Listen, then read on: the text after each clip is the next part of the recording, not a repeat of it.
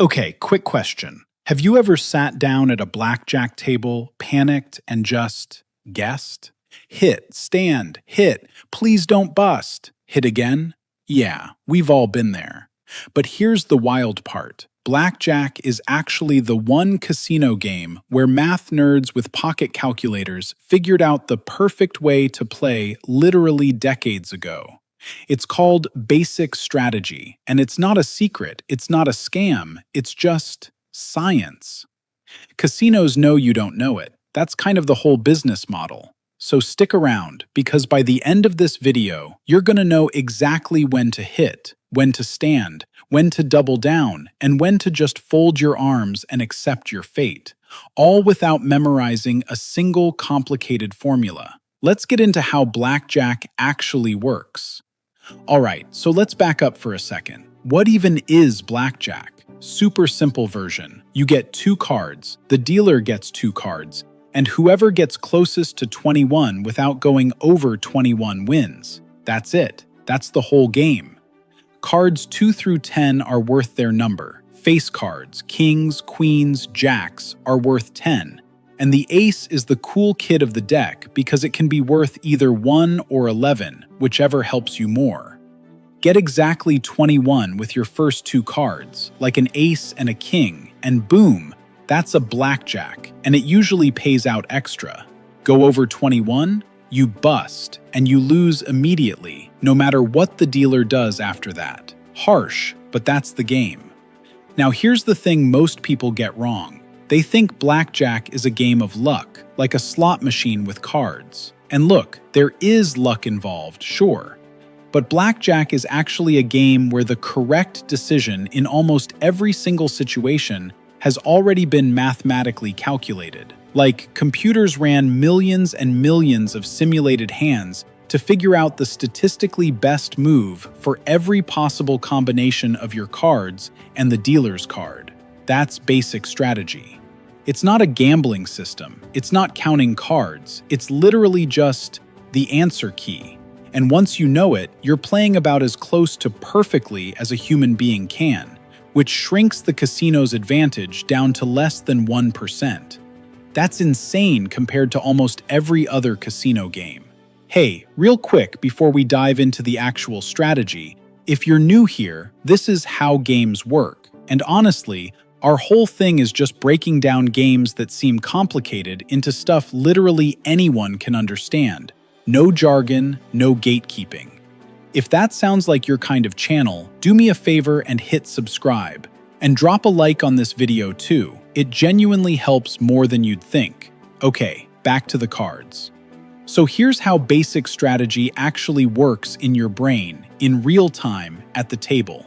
Every decision comes down to comparing 2 things, your total and the dealer's one visible card, which is called the up card. That's it, 2 numbers. That's your whole decision-making universe.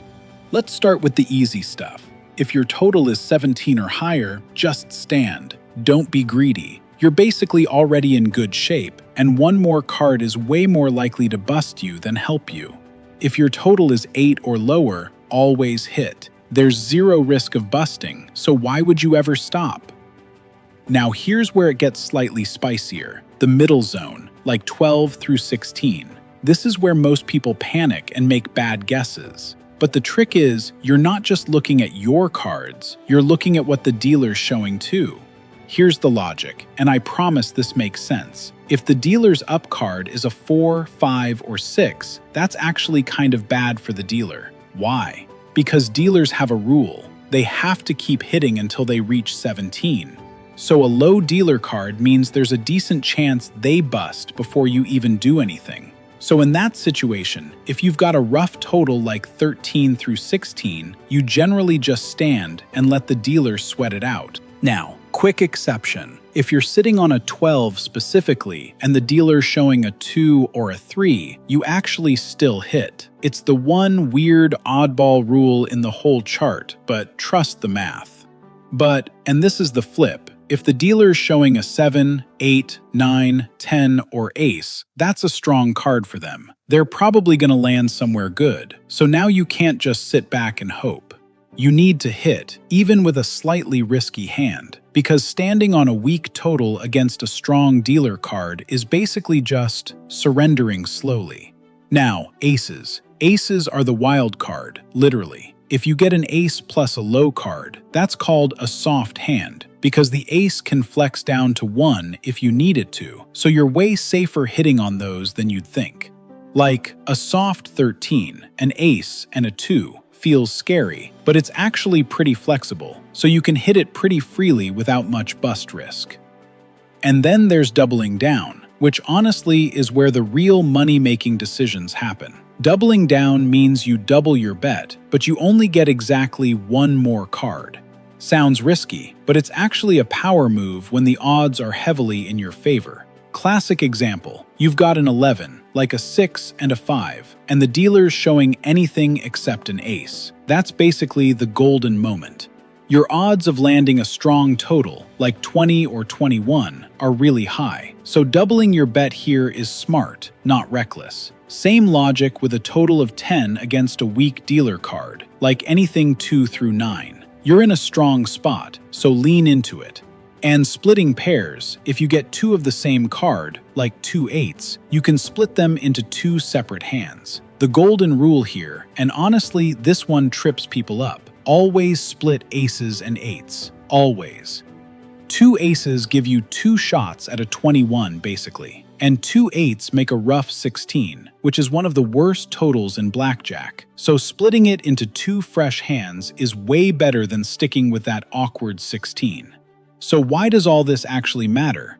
Here's the payoff. Here's the aha moment. Every single one of those decisions I just walked you through isn't a guess. It's not a vibe. It's not I have a feeling. It's the mathematically proven best move based on millions of simulated hands. When you follow basic strategy consistently, every time, no exceptions, no I'm feeling lucky tonight, you shrink the casino's built-in advantage down to somewhere around 0.5%.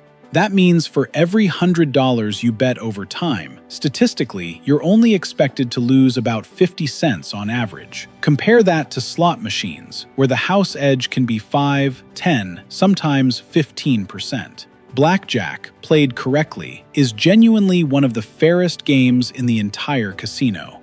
And that's the twist people don't expect. The skill in blackjack isn't reading the dealer's face or having a lucky streak. It's literally just memorizing a chart. Anyone can do it. A 10-year-old could memorize this chart if you gave them enough time. That's the secret. There's no secret. So the next time you sit down at a blackjack table, or honestly even just play with your friends at home, you're not guessing anymore. You know the up card matters as much as your own hand. You know 17 means stand, 8 means hit, and that soft hands give you breathing room. You know doubling down on an 11 is basically a gift, and splitting those 8s is saving yourself from a nightmare hand. It genuinely is that simple once you strip away all the casino mystique.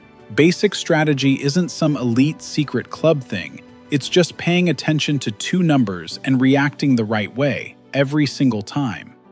Alright, that's basic strategy in a nutshell. Simple, mathematical, and honestly kind of satisfying once it clicks. If this helped you understand blackjack a little better, seriously, drop a comment and let me know your biggest aha moment from this video. I read every single one. Share this with a friend who always panics at the blackjack table. Hit that like button, and subscribe for more How Games Work breakdowns, where we make confusing games make total sense. See you in the next one.